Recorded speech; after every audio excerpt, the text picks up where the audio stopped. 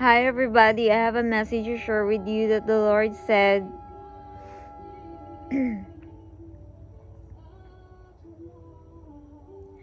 honor me in your heart, honor me in your ears.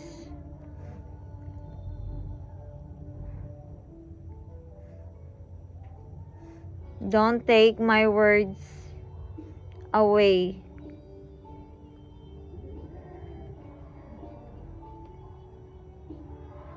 Don't take my words to be separated from you.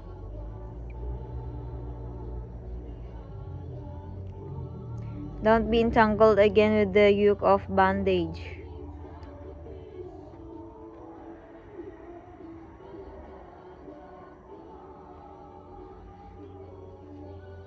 Don't be entangled again with the yoke of discouragement.